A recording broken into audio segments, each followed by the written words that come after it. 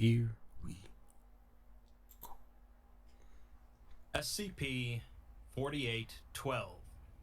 Wrath. The SCP universe is primarily one focused around humans and the effects that these anomalies have on human life. There are articles I've touched upon, though, that are about anomalies interacting with other anomalies, and histories of species other than humans. History often bleeds into the present, though, and with SCP-4812, we'll be looking at some remnants from a couple past kingdoms and setting up for something larger. SCP-4812 describes not one, but 3 separate entities that are collectively designated as 4812. Conveniently, one of them is classified as safe, one is Euclid, and one is Keter, so we can refer to them as S, E, and K for simplicity. There's also mention of a 4th, redacted entity, but we'll get to that one towards the end. 4812-S is a large, amorphous entity located in a pitch-black cavern underneath France. It's attached to the cave walls by a number of long, adhesive appendages, and its body is covered in many more of these appendages. That's Laura Croft down there. The entire entity is covered in fine, water-repellent hair. S's anomalous effect is that any living being that views it, either directly or through images or videos, will experience a violent, fatal reaction that is similar to covering your eyes, brain, and nervous system in extremely caustic acid. Whoa, what? This effect is immediate and untreatable once initiated, leading victims to suffer severe pain, bleeding through skin and orifices, paralysis, asphyxiation, and eventually death. For this reason, no amount of light is to be let into the cave, and only a completely blind MTF is allowed to interact with the entity.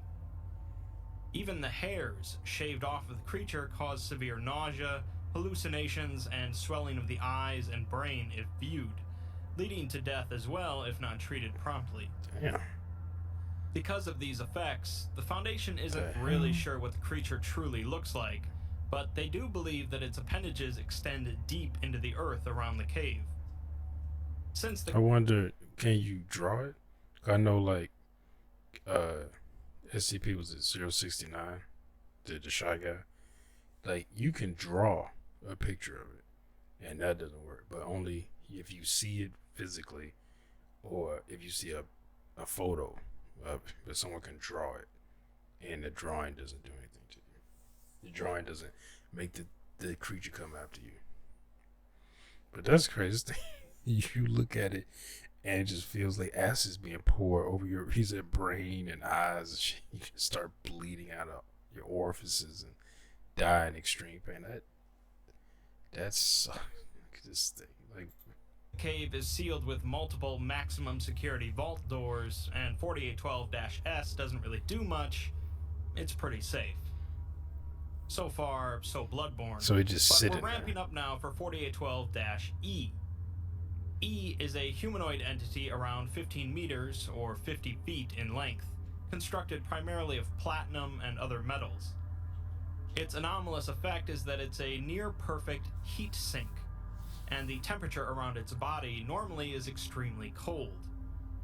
Basically, its body automatically sucks the heat from around it, and it's capable of reducing a standard containment cell to near absolute zero in around 16 seconds. Because of this effect, E is constantly surrounded by an aura of frozen air and water, unless exposed to high temperatures, obscuring its true appearance. I didn't know what that sound was. Obviously, this effect is pretty lethal to humans, killing in seconds as the water inside of their bodies freezes. E is contained then by being kept inside of a tank of molten iron, in a containment chamber that's kept at a constant 1400 degrees Celsius. A drop in internal temperature of more than 50 degrees is considered a breach of containment. Okay, a little trickier, but still contained. The Foundation is having a lot of trouble, though, with 4812-K.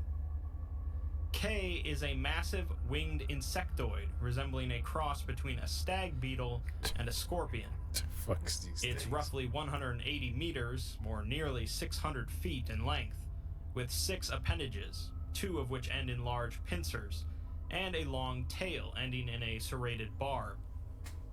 Curiously though, instead of an insectoid mouth and eyes, it instead has a human face, the size of a normal human male, meaning that it looks That's like the especially thing small from, compared to its massive body. From It the also has Avatar. 4 wings, and its entire body is covered in a thick, highly reflective chitin, making it nearly invisible visually. K spends most of its time in the upper stratosphere of Earth, rarely moving in any perceptible way except to maintain altitude. Because of its invisibility, the fact that it doesn't produce heat or reflect sound, and its rate of movement meant that the Foundation had no idea it even existed for a long time. Now that they know it exists, though, they of course have to try and contain it, but it's been rough going. So, wait a minute. Any ship or drone... So this thing, you can't see it because it has basically its outer layer is reflective. So it basically is invisible. It doesn't generate any sound, even though it's flying in the air. And he said it stays in the upper atmosphere or the stratosphere. What it stays above the clouds. So it doesn't. You can't see it. You can't hear it. How did they? I guess. I'm like, how did they even know? Like it was. I mean, this it crashed or something, but.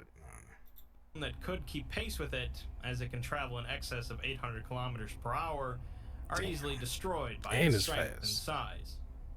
Any weapon that has actually connected with it has not damaged it in any perceptible way. And it's indestructible. Okay. In fact, it would seem that any kinetic energy that collides with it is reflected entirely, leading Foundation researchers to think that the entity is in some way a near-perfect reflector. So far, then, we have 3 rather unique entities, none of which really pose an excessive threat, but also don't seem to be connected in any meaningful way. We're told that none of the entities should ever be exposed to either of the other 2, but we'll have to read on to find out more. The next item related to 4812 is a series of documents and artifacts recovered from an anomalous collector before his death. The collection is named the Conington Set, after the 18th century English archaeologist and occultist Winston J. Conington, whose research led the Foundation to discover multiple SCPs. The collection includes 16 coins of various shapes and sizes, none of which match any known currency, 5 Egyptian papyrus scrolls that appear to be ancient star maps, with illegible notes in the margins that seem to have been bleached out at some point, 3 large leather-bound tomes written in German, full of what appeared to be archaic coordinates, with one book marking changes in temperature. These books were seemingly written over the course of many years. A brass spyglass with a cracked crystal lens, containing a number of small ornate mechanisms. A thick burlap sack containing at least 3 more consecutive burlap sacks, and in the center, a thick gelatinous mass. Looking at the sack tends to make subjects feel ill and suffer from a slight burning sensation behind their eyes. A pair of glasses with iron frames and solid iron lenses, which, when worn, show a slight glow when looking at the burlap sack. A thin circlet made of gold and platinum, with 3 prongs situated around the circlet, 2 of which are broken, and one contains a small glass sphere that is warm to the touch. Finally, there's a journal, written by Conington himself, which contains depictions of all 3 4812 entities and his personal research.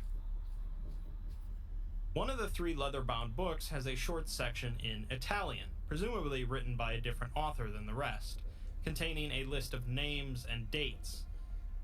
Many of the dates have another number written after the date, such as 1343-89, listed next to the name Tornold of Yair. The rest of the section has been translated for us, and it's here we get our first bit of history. There apparently was a great old lost kingdom that was respected above all others, known as the House of Apollyon, or the Sky Kings of Old Europe. The first of their kings, Harion von Apollyon I, was said to have descended from the blood of the King of Crimson Skies, often called Assem, the First Man. The Sky Kings apparently ruled Old Europe for 100 generations, facing opposition from the Deva to the east and those faithful to the Iron God to the south, presumably meaning the Mechanites, the precursors to the Church of the Broken God. The House of Apollyon were conquerors, and it was some conquered foes that first called King Itis von Apollyon Sky King, because it was said that his reach extended past the bounds of the earth. Complacency reared its ugly head, though, and eventually King Cyrus von Apollyon VIII grew bored with ruling Old Europe and set out to conquer an even greater realm. He looked past the lands of men, across the sea where the fair folk were said to live, and set sail with the largest army ever assembled on the path of unnecessary war. Y'all take this shit. I've talked about fairies in the SCP universe before, in SCP-4000 and the Factory 001 proposal, but knowledge of these articles is irrelevant for this one. The fair folk were caught up in a war with the emerging power of the Children of the Moon, presumably meaning SCP-1000, and were blindsided by Saurus's attack. Their people were utterly brutalized and scattered, with the nobility stripped down and mutilated. Only one survivor was taken as a trophy, a Fey princess. The princess had other plans, though, and on the return trip, she cast a wicked spell upon the House of Apollyon and the Sky King in particular, bringing a terrible storm down onto the ships. During this, she prayed to an old and nameless god for vengeance upon the House of Apollyon, and legend says that her iron chains caught fire and burned Cyrus's ship to cinder. They also say that Cyrus himself was dragged down into the ocean depths by those same iron chains. The destruction wasn't total, and the remaining ships managed to still take the princess back to the kingdom where young Cyrus von Apollyon IX now ruled. Where she lived? Knowing what she had done, Cyrus threw the princess into a dungeon deep beneath the earth and sealed it, leaving her to rot in the dark. To assist in preventing any further retribution from the fair folk and their dark magic, Cyrus appointed 4 great knights to defend the kingdom: Lahyr the Fierce, Lancelot the Cunning, Hector the Stalwart, and Ogier the Faithful. So far, this is just starting to sound like the plot for Dark Souls 4, and while we can safely guess that the amorphous entity in the cave under France is the fairy princess, the explanation for the other two is a little murkier. Unfortunately, the majority of Connington's journal is written in a cipher, but a few short sections have been translated. One section quotes an archivist that worked for the House of Apollyon and discusses the first of the great profanities. Apparently, the voice of the enemy beneath the earth spoke to the souls of the 4 great knights, and Sky King Apollyon was forced to banish them. The long night settled over his kingdom, and the winter winds came from the east, but Hector did not answer. From the far darkness came something called the Venuvinex, or the Profane Restrictor, the first of the great profanities. The Venuvinex cast a cold hand across the king's only daughter, killing her. The king retaliated by taking the godless lance and the mammoth's hide and drove the spear into the Venuvinex, driving it into the flaming heart of the earth. Interesting. And it's worth noting that the 4 knights are not the 4812 entities. They became something else that isn't really relevant here. The point is that they couldn't protect the kingdom from these profanities, the first of which seems to be E, the metallic entity that sucks the heat from the air around it. The king lost his daughter to this monster, but he managed to drive it deep into the earth where the great temperature will subdue it, using the godless lance. As for the identity of this lance, if you're familiar with the Ouroboros cycle, you've heard of it before, referred to as the Spear of the Non-Believer. Another section discusses another of these profanities, the profane adamant, also called the Lamenelant, or the King of Many Faces by the Deva.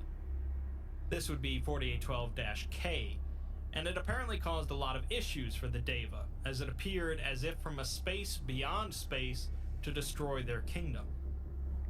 Anything that the Deva and their warriors tried to do against the creature was turned back on themselves, and when they had been ground into dust, the creature took their faces and returned to the skies. The final of the profanities was known as the profane Take his dart, face. as it festered in the enemy's grave until it soaked through the earth and burst out.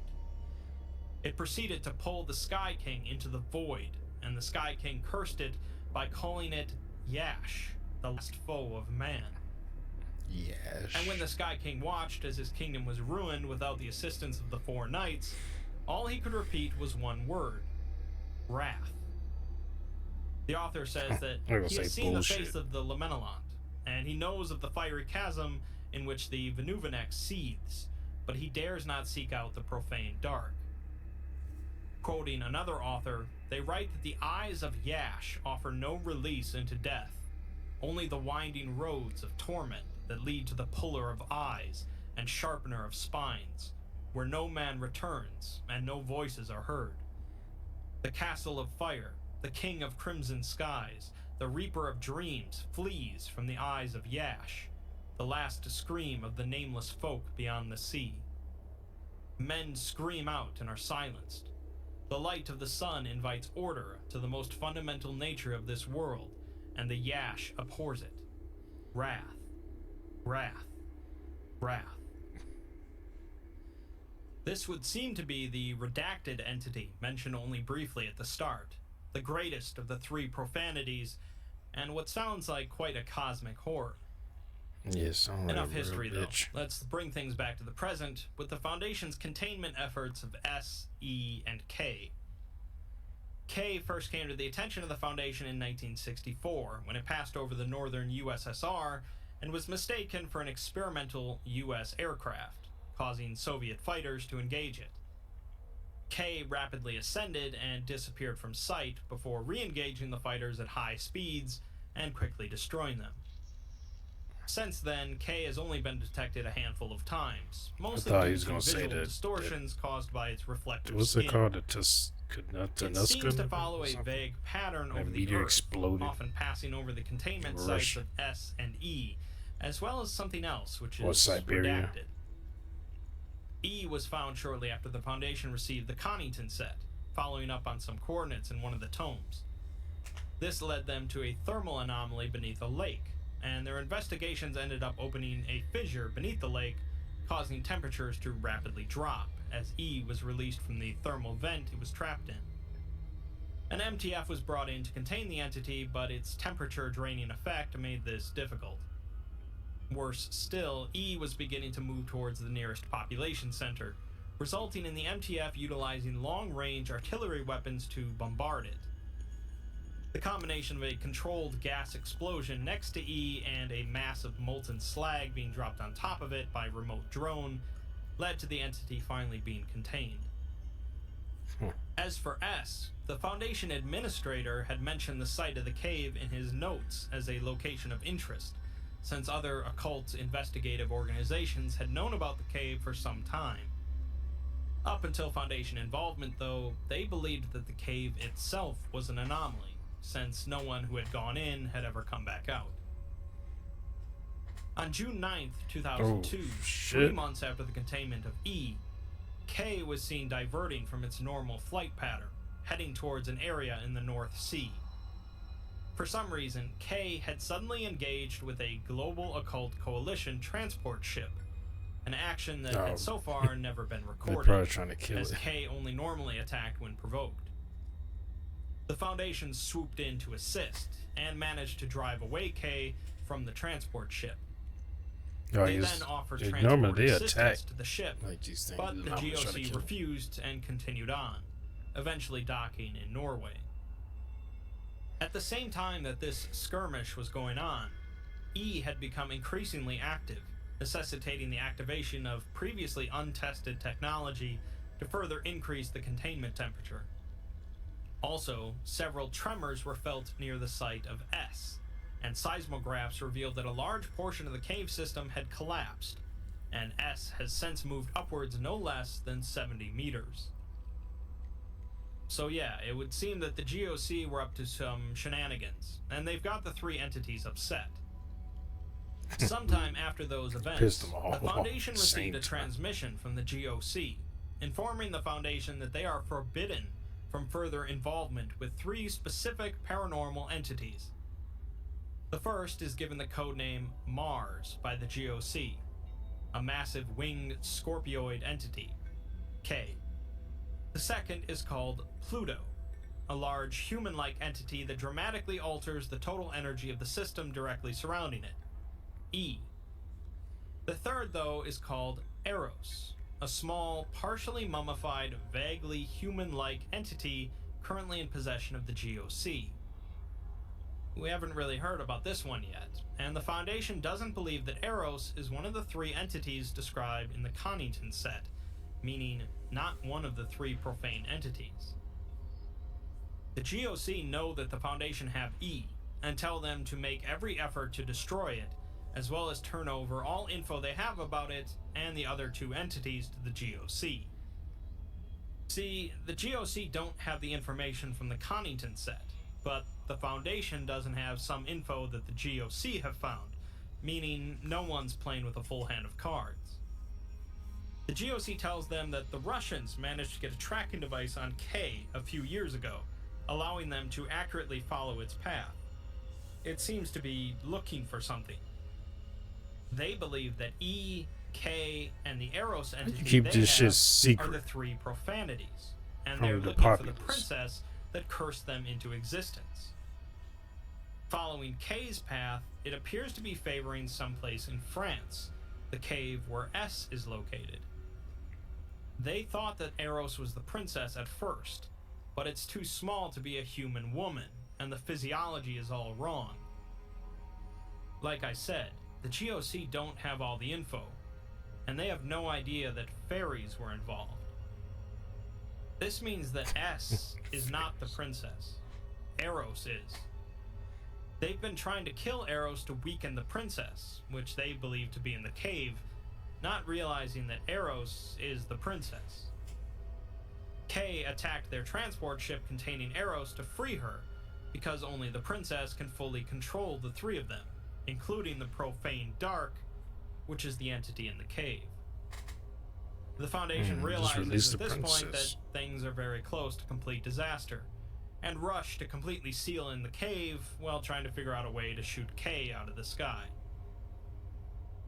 But it All seems in to be all, indestructible. This is just a lot of fun world building, with glimpses of You past shoot it out of the anomalous sky. civilizations, and the way that ancient history in the SCP universe often sticks around to complicate the present. I mostly covered this SCP to provide some background info for another SCP, 4840, but it's a great article on its own too. Funny that this all came about because a single king wasn't satisfied with his kingdom, and unfortunately attacked some very wrathful foes. He was greedy. That's how people were. People are.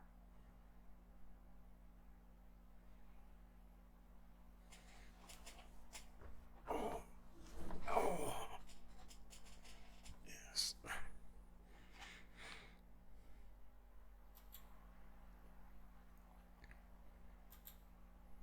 Ooh-wee. That frame rate. That frame rate is at 12. Shit. I have to look at that because it says that it's overloaded, but I don't get, because when it says it's overloaded or the encoded or it's overloaded or some shit, the frame rate drops. But I got the settings on everything to make it less than that. Like if you put it on F, you put the frame rate higher, that caused the overload. I had this problem on my old laptop.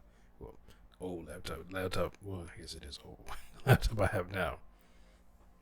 I think I might get another one. I thought maybe the laptop just wasn't powerful enough, so I got a desktop, which is better because it doesn't do this all the time like that. My laptop would drop like almost instantly. As soon as I started recording, it would drop from 30 FPS to like 25, and then drop to 10 and 9, and jump back up 25, drop it again, jump back up 30, and drop again. And then I look at the video, you can see it doing that. And I was like, oh, this shit is so annoying. But that was good.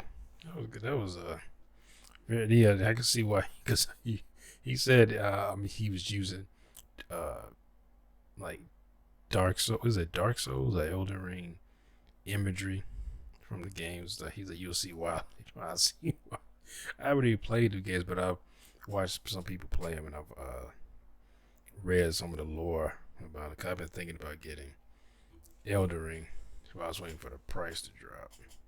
I usually don't get games right away. I very rarely buy a game.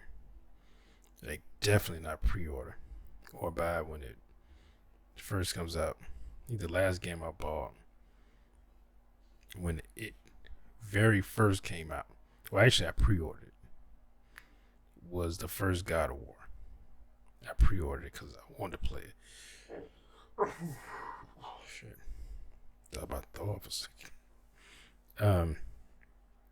I pre-ordered that, and I normally don't pre-order, and I enjoyed that. So I normally wait years for a game for the price to drop, because like I haven't started doing any game recordings or streaming, especially not right now, because I'm doing some renovations in this house, and it's gonna take a while. I just gotta do it. Then you can throw stuff away. I'm just like, I don't want to do all this. I just like, I wish I was rich. I could just pay someone to do it for. I don't want to do it. But it's not that bad. You just went, the tearing shit out is fine. But it's the building that is hard and expensive. Actually, tearing shit out is hard, because I was talking to someone to see about tearing out. They was like, yeah, it's gonna cost about like $1,800 to tear out, and then another $1,600 to haul away. $600 to haul away. I was like, what is that, like $2,300? I was like, dude. I said, that's just for tearing out and hauling away. Like, and I was like, okay, I do my own tear out. And I said, maybe if I don't feel like doing anything else, I might get somebody else to put in. But my brother's gonna do it, so he knows how to do it. So I haven't had to look nothing up. And I was thinking, but then he works. He's a cop, so his hours are much different than mine. And plus, he like hurt his back, but then his back has always been fucked up. And then I hurt my back a few months ago, so now my back is still kind of like messed up. Like even today, I was moving shit in my back. It was kind of okay, because I bought a back brace and it was helping a lot compared to when I didn't have one. But now it's like a permanent thing. Anyway, this was good. I liked it. I like this world building stuff they do in SCP. It's very, when you get these anomalies that are basically like almost like gods compared to some of the other SCPs, and you just like this thing, that flying one, it's basically invincible. It's invisible, and it's super fast. You can fly like 800 kilometers an hour. I don't know what that is in miles. And and then the big giant one that can lower the temperature, that absorbs all the heat from everything around, which brings the temperature down for everything around it, and everything freezes. This thing got to be contained with molten metal. It just submerged in it to keep it contained. And if it drops 50 degrees, it's considered a containment breach. It's like tens of thousands of degrees. The molten metal, and it's like if this drops 50, it's about to escape.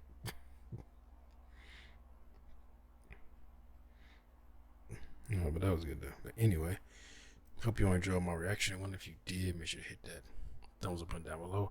Make sure to subscribe if you're here. Hit that bell if you're notified when I upload new videos. Comment down below. Share this video. See y'all next time. Peace.